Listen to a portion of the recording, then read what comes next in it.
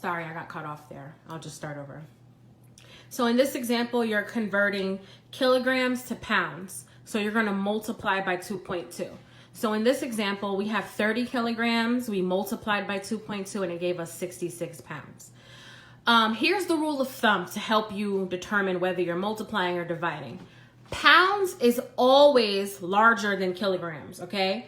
So a kilogram is always roughly half of whatever a pound is. It's not exactly half, but it's roughly half of whatever a pound is. So if you look at the scale and you step on the scale and it says 100 pounds, you can assume that your kilograms is going to be roughly half. So let's say it'll be about 50 kilograms. It's probably going to be a little bit less or maybe slightly a little bit more, but it's always about half. Kilograms is always the smaller number.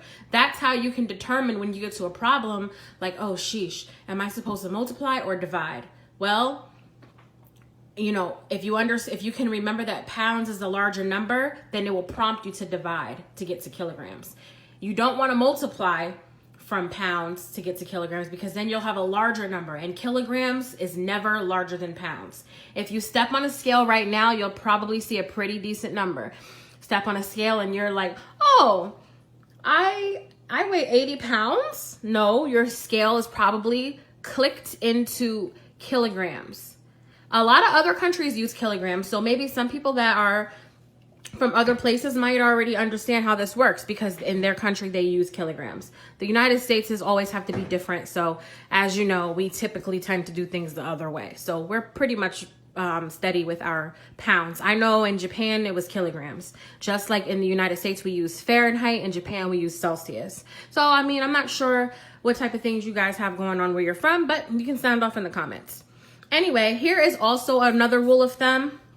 Just because you see that these are pretty numbers with nothing left over, 33 divided by 2.2 is exactly 15. 30 times 2.2 is exactly 66. There are times when you might do the math and you might have something on the other side of the decimal.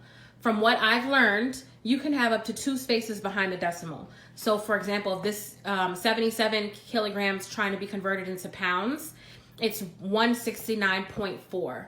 It's totally acceptable to include this 0.4. You can go up to 2 decimals behind, 2 spaces behind the decimal. So let's say this was 0.04.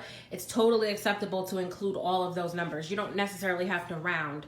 Unless you see in the question that they have rounded if it's multiple choice, you don't necessarily have to round. My rule of thumb is I always allow 2 spaces behind the decimal to be included in the problem. Okay? So let me know if you have any questions. Thanks.